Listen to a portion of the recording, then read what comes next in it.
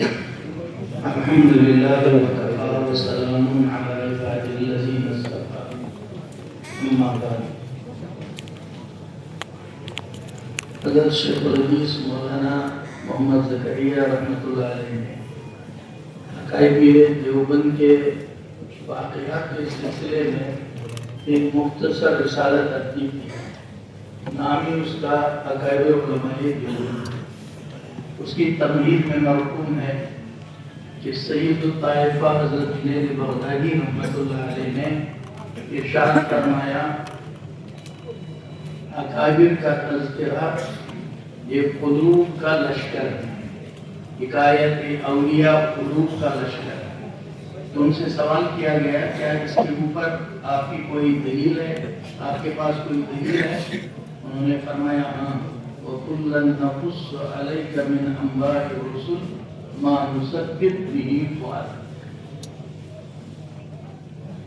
اتنے بڑے محدث کی تحریر میں یہ جملہ میرے خیال میں ان تمام اشکالات کا جواب ہے جس پر ہمارے گرامی قدر مولانا سید احمد رضا شاہ مسعودی دامت برکاتہ نے ابھی ظاہر خیال فرمایا. اور یہاں آج کی اس محفل میں یہ سیمینار الحمدللہ ایک علمی اور تحقیقی یادگار بنے گی. جیسے سارے حضرات بیان فرما رہے ہیں اس کے ضمن میں وجود میں آنے والے مقالات اور علوم کا ذخیرہ یہ انشاءاللہ نئی نسل کے لیے جہاں پر سیمینار میں ہمارے بڑے بڑے مقالہ نگار اور علماء شامل ہیں وہاں میری اس مختصر وقت میں بات کرنا چھوٹا منہ بڑی بات ہوگی. میں صرف دو واقعات ذکر کرتا ہوں. یہ سن 1977 عیسوی ہے، 1397 ہجری. دارالعلوم دیوبند میں حضرت حکیم الاسلام مولانا قاری طیب صاحب علیہ رحمہ کا جو اہتمام ہے. رجب المنجم میں مسلم شریف ثانی کا درس متعلق تھا حضرت مولانا محمد نعیم صاحب دیوبندی رحمۃ اللہ علیہ سے، جن کی کمالین جلالین ہیں اور ان کی تفسیر انوار القرآن کی. حضرت مولانا نعیم صاحب رحمۃ اللہ علیہ نے رجب المنجم میں دورہ اجلیس کے طلباء سے فرمایا کہ حضرت حکیم الاسلام مولانا قاری طیب صاحب رحمۃ اللہ علیہ کی خدمت میں حاضری دیں اور درخواست کریں کہ مسلم شریف کا آخری سبق پڑھائیں. حضرت کی خدمت میں پہنچے، حضرت نے بہت کمالی شفقت قبول فرمائی. طلباء نے چاہا کہ سبق کے بعد اب حضرت محترم صاحب کی دعوت بھی کریں. اب ظاہر سی بات ہے طلباء کہاں لے جائے ان کو. ایک افریقی طالب علم یہاں آباد میں رہتے تھے، مولانا صالح جی افریقی، مولانا ابراہیم صالح جی رہتے تھے. ان کا کمرہ تھا. ان سے بات ہوئی کہ حضرت محترم صاحب کو چائے پلائیں گے تو کمرہ، انہوں نے کہا ہاں میں کمرہ دے دوں گا لیکن ایک شرط ہے چائے میری ہوگی. بہرحال قبول ہوئی. حضرت محترم صاحب سبق کے بعد تشریف لائے تو چائے کا کپ ہاتھ میں ہے تو اپنے استاد محترم حضرت علامہ انور شاہ کشمیری رحمۃ اللہ علیہ کا تذکرہ شروع کیا. دو باتیں فرمائیں، وہی اس وقت واقعے کو ذکر کرنے سے موقع. فرمایا حضرت شاہ صاحب رحمۃ اللہ علیہ کی درسگاہ چھت کے اوپر تھی، اوپری منزل میں. حضرت گیٹ سے تشریف لاتے تھے، مول سے کے قریب پہنچتے تھے تو ترجمان اس طرح سے اعلان کرتا تھا جیسے بادشاہ کہیں آ رہا ہو اور اس سے پہلے وہ چوکدار اعلان کرتے ہیں سب کو جگانے کے لیے. تو ترجمان کا جملہ ہوتا تھا جاء الشیخ الثقۃ الامین. کہا اس اعلان کے ساتھ حضرت شاہ صاحب تشریف لاتے تھے اور حضرت محترم صاحب رحمۃ اللہ علیہ نے فرمایا ہم نے درس حدیث میں کاپی بنائی تھی جس میں 18 کالم تھے. حضرت شاہ صاحب جب بحث فرماتے تھے تو صرفی بحث، نحوی بحث، ادب کی، بلاغت کی اور آخر میں فقہ الحدیث اور اس کے بعد مسالک کا بیان اور پھر وجہ ترجیح جو کچھ بھی ہوتا تھا. حضرت محتم صاحب رحمۃ اللہ علیہ نے مزاح یہ بھی فرمایا کہ مجھ سے ایک طالب علم نے وہ کاپی مانگ لی تھی، میں نے غلطی کی تھی، لیکن اس طالب علم نے طالب علم کی عادت کے موافق پھر وہ کاپی واپس کی نہیں. ایک تو یہ حضرت نے اس واقعہ کو بیان فرمایا. دوسرا فرمایا کہ حضرت شاہ صاحب کا مقام اور ہمارے اکابر کا مقام ہی یہ تھا کہ جب کوئی حدیث ایسی سامنے آتی جو محتمل معنی ہو، کئی معنی اس میں حدیث میں مراد دینے کا امکان ہو، تو ہم حضرت شاہ صاحب علیہ رحمہ کے عمل کو دیکھ کر، ان کے عمل کو دیکھ کر حضرت کے حدیث کے مفہوم کو متعین کرتے تھے کہ شاید اس میں راجح مسلک ہے. وہ سال ایسا تھا کہ 4 مرتبہ حضرت محتم صاحب سے دورہ حدیث والوں نے استفادہ کیا. ایک تو اس وجہ سے کہ حضرت مولانا شیخ الحدیث صاحب رحمۃ اللہ علیہ کا انتقال ہوا تھا، ابھی نئے شیخ الحدیث متعین نہیں ہوئے تھے، اس لیے بخاری شریف شروع بھی حضرت محتم صاحب رحمۃ اللہ علیہ نے فرمائی اور آخری سبق بھی پڑھایا. لیکن شروع سال میں جب حضرت علامہ بنوری رحمۃ اللہ علیہ کا انتقال ہوا تو دورہ حدیث کے طلباء نے مشورہ کیا کہ حضرت بنوری علیہ رحمہ کا ایک حق ہے، حضرت علامہ احمد شاہ کے بڑے شاگردوں میں سے ہیں اور حدیث کے ماہر ہیں، تو ہمیں دورہ حدیث کا کی طرف سے تعزیتی جلسہ کرنا چاہیے. مجھے یاد ہے جس وقت ہم لوگ درخواست لے کر دفتر اہتمام میں حضرت حکیم الاسلام رحمۃ اللہ علیہ کی خدمت میں گئے اور الحمدللہ وہ درخواست میرے پاس موجود ہے.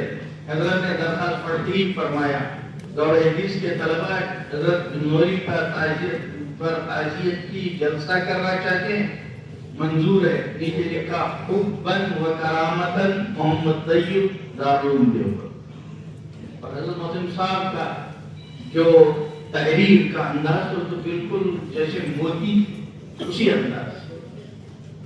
تیسری بار پھر جو دارالعلوم میں طلباء کی انجمنیں ہیں ان میں مختلف علاقے کی انجمنیں ہوتی تھیں، تو سہارنپور والوں کی انجمن مجلس قاسمیہ ہے.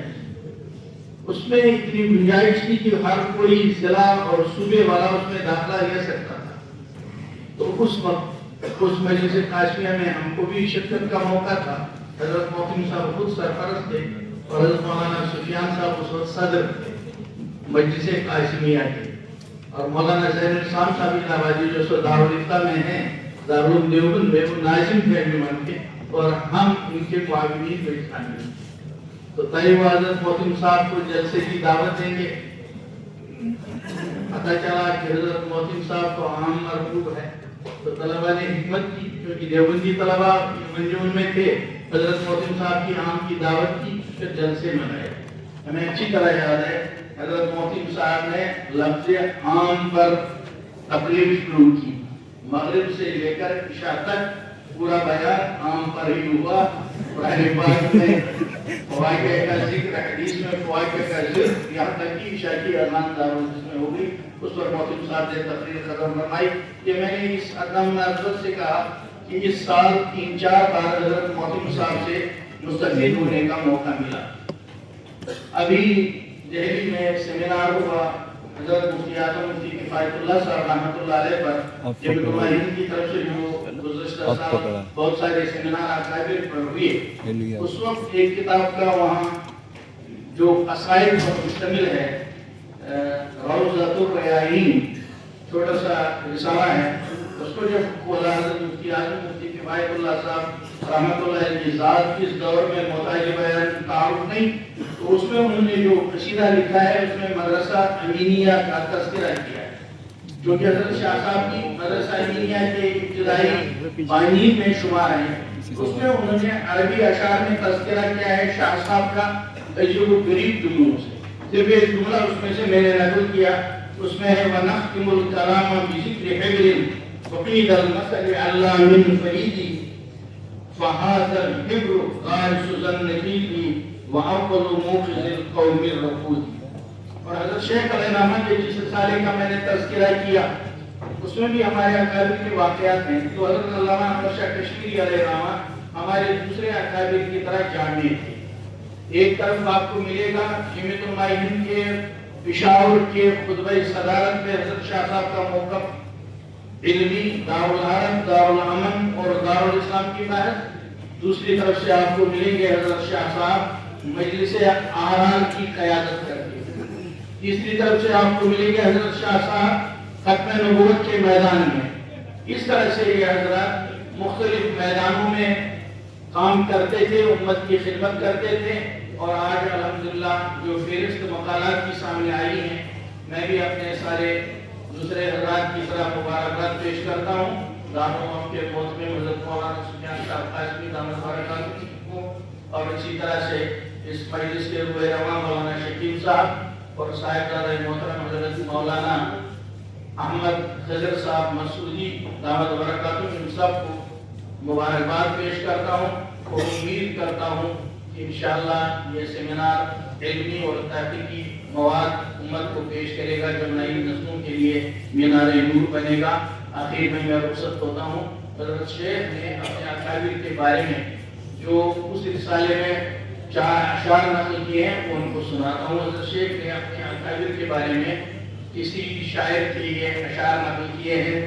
خدا یاد آئے جنہیں دیکھ کے، اکابر دیوبند کے بارے میں کہا ہے، خدا یاد آئے جنہیں دیکھ کے وہ نور کے پتلے، نبوت کے وہ وارث ہیں، وہی ہیں ذل رحمانی، وہی ہیں جن کے سونے کو فضیلت ہے عبادت پر، انہی کے اتقاء پر ناز کرتی ہے مسلمانی، انہی کی شان کو زیبا نبوت کی وراثت ہے، انہی کا کام ہے دینی مراسم کی نگہبانی، رہیں دنیا میں اور دنیا سے بالکل بے تعلق ہوں، پھرے دریا میں اور ہرگز نہ کپڑوں کو لگے پانی، اگر خلوت میں بیٹھے ہوں تو جلوت کا مزہ آئے، اور آئے اپنی جلوت میں تو ساکن ہو سکندانی، وآخر دعوانا الحمدللہ رب العالمین۔